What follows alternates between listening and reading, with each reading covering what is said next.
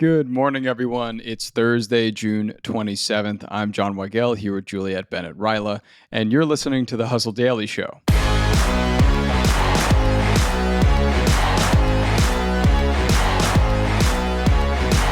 We've discussed tipping a lot this past year, and so have a lot of people online. One social account even went as far to just not tip ever in any setting.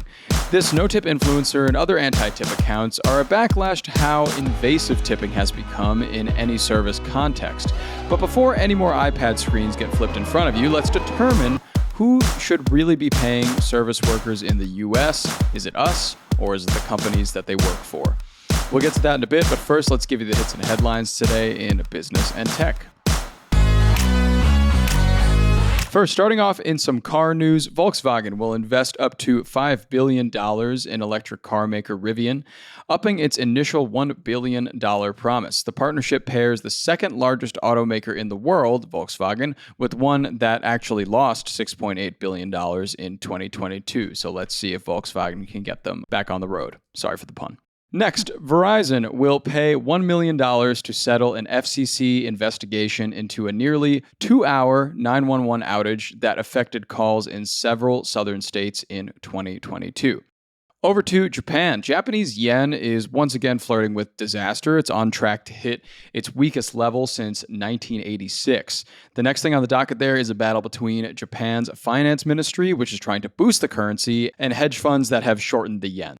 Over to Toys R Us. Toys R Us made a 66-second ad about its founder, Charles Lazarus, with OpenAI's text-to-video tool Sora. It took about 12 people to fix it up, and it still looks a bit uncanny valley, but this is the first actual, quote, brand film to be made on the Sora platform. So, Juliet, you've actually seen this.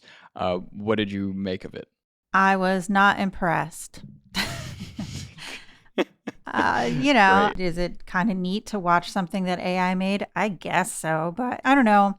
There's a kid in it. It's like a kid Charles being, inspired by toys, and he looks weird. I think it would have been cooler if they just made it with real people. Ultimately, it's like, I don't know, people are gonna lose their jobs in creative fields for this.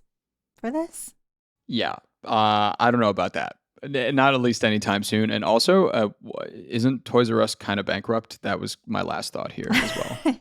And finally, the New York Times is adding a new game to its roster on Friday. Strands is a themed word search that racked up millions of players over a 4-month testing period. I haven't heard of it yet, Juliet. Did you get a chance to play it yet? No, which is weird because I do the New York Times crossword puzzle every single day. And I don't know that I even noticed that this was an option. But it looks pretty cool. Just from glancing at some of the pictures, it looks like it's a word search, but there will be a theme. I think one of the examples was ingredients in a cake. And so it's not just up, down, and diagonal. It's kind of any which way you can drag the letters to make a pathway. So you're kind of going all over the place to spell butter, flour, and then there's a common theme. Yeah, so I think that's a fun addition to the suite. I think people who like Wordle and connections and the little bee game will like this one too. Yeah, love a good word game. The diagonals get me every time. Okay, on to the main story. So today we're talking about tipping and how some people in the US have decided not to tip at all, no matter how expensive their meal service was. This may be a bit ethically flawed, of course, but it does bring to the question of who should actually pay service workers their fair wage here in America. So Juliet, who is this non-tipper to start us off? Some coward, clearly, because we don't know. He's anonymous, the way food critics used to be. Perhaps because he doesn't want people to find him and dox him, which would be fair. Perhaps sure. Because, when he rolls into Nobu, he doesn't want the service to be like, oh my God, it's that guy that doesn't tip. Right. But he lives in LA. He's $0 tip on Instagram, and I don't tip on TikTok. Taking a cue from Reservoir Dogs, like everything about him reminds me of Steve Buscemi's characters. I'm just like, I don't tip. And it's like that whole like Tarantino dialogue scene at the beginning of the movie. Only it's 32 years later. So what has he been up to? It sounds like he's a serial non-tipper and his social account is all about just going to restaurants and making sure that everybody knows that he's not leaving a tip. Well, here's his Joker origin story. He was at some sort of cafe and bought a $3 Danish. And when they turn the screen around, as I'm sure a lot of you have seen, we now have these screens and they suggest a tip. The suggestions are apparently $1, $2, and $3. He's sitting there with a $3 Danish, and apparently his mind just went, why would I tip $3 on a $3 Danish? And then he turned into a B-team Batman villain. The kind that would appear in maybe one episode of the animated series and then you'd never see them again. Yes. And decided to turn this into a lifestyle, as he calls it, a lifestyle of going around to restaurants, bars, cafes, and the like, and just not tipping. His villain name would totally be like the Tippler or something like that. Definitely has a scene looking in the mirror where he's like, you wouldn't tip $1 for a $3 croissant. Now, would you? Now, would you? Yes. Yes. And then there's no team ups with any of the other villains because they're embarrassed. Poison Ivy is just no. Because they all don't like him. Yeah. Makes a lot of sense. And you also mentioned that he not only had this origin story right, a dollar tip on a $3 croissant would even put someone like me aback a little bit. Sure. But there's also more than that, it seems. It's also more exorbitant meals that he's been skimping out on. Yeah, I guess this is what's funny to me is that I think for a lot of people there's an exhaustion when it comes to tipping because everything has gotten so expensive. And he does live in LA, and so do I. I know that if I go to a bar and I get 2 cocktails, they're probably going to be $18 a piece, and then I'm going to tip 20%, and it's like, man, I could have made an old fashioned at home. What am I doing here? So I get it. Yes. But at the same time, he's clearly got money to burn. In the LA Taco piece, he said he's a former server himself. He made a lot of good tips. He bought a Prada wallet. He made sure to brand drop. And now he's not just going to cafes where it's a cup of coffee. He posted an Italian restaurant where he received very good service. They did the shaving of the truffles at the table. He had this very charismatic, charming server for the cocktails and the truffles and a pasta dish and a pizza. It was nearly $400. And he left that guy $0 for his new lifestyle. Okay. All right. Well, I can think we could all agree that that's where a line needs to be drawn on, not giving somebody enough money for their work. But this is a whole conversation about tipping culture that we've been having for a little while. And at what point is it I should be supporting service workers by tipping, or their company or restaurant should pay them enough so that normal people enjoying the service don't have to tip. So that's just always been the conversation here, I feel like. Right. And I think we're having that conversation more and more. And it really does depend where you are. If you are in Japan, it is often considered offensive to tip.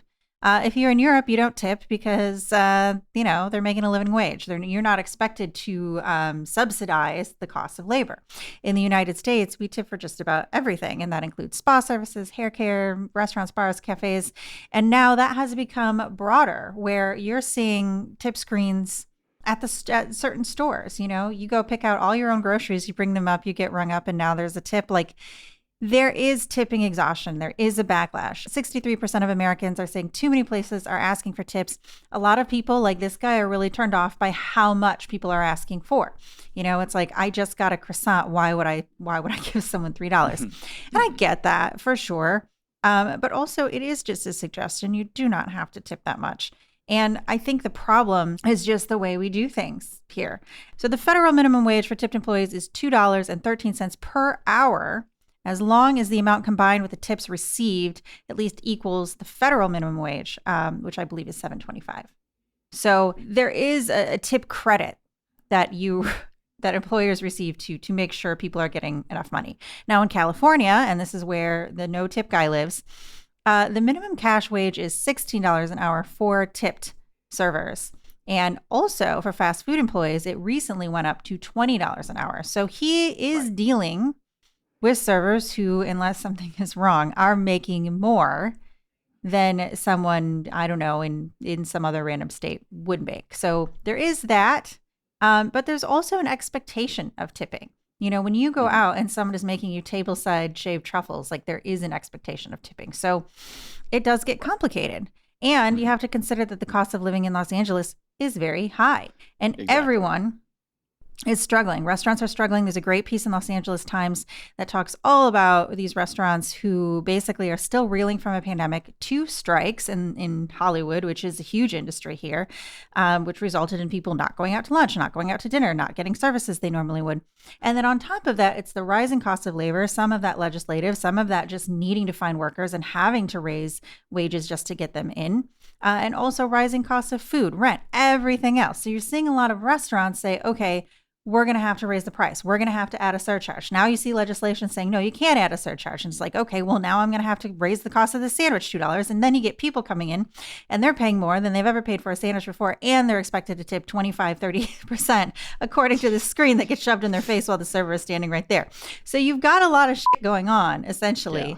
And at the same time, the average apartment in Los Angeles is $2,600. So workers aren't happy, restaurants aren't happy, diners aren't happy. No one's happy except landlords. They may be happy. I don't know. Landlords are doing great. Yeah. This all adds up and makes a lot of sense from things that we've talked about in the past as well, about people not wanting to go out as much anymore, about people trying to stay in more, save money, because the outside world is getting a little more expensive. And with this tipping layered on top of it, with the inflation on top of that, I can totally understand how people would want to have a nice quiet weekend at home and make some old fashions and, make something at home rather than go out and do all this. So, and of course, with that lesser demand, obviously the price will go up of these services and the price will go up that you have to tip. So it's kind of a never-ending battle over here. And the only people, as you said, that are having a good time nowadays are landlords. So something's clearly wrong. Yeah. I mean, that's all I can figure, because I'm just like, all right, you got to pay the servers X amount because they can't afford their rent and the restaurant can't afford its rent. And also eggs are $1 million sometimes for some reason. Yes, so they are. Only a mild exaggeration here. But yeah, I think when we look at what's the answer is not bragging about how you went to a really expensive restaurant and didn't tip the server. I think that's not the answer. I think that's shocking. And maybe in some way that will serve to put the issue in front of us and be like, hey, why don't we do this like France? What's the problem here? Why is it on us to increasingly spend more money so that this guy can pay his rent? Why isn't that the employer's job? And wait, the employer's not doing well either. Like, I think there's a big conversation to be had. Maybe this guy is just the unlovable martyr we need, but I doubt it. Yes, our lovely scapegoat. All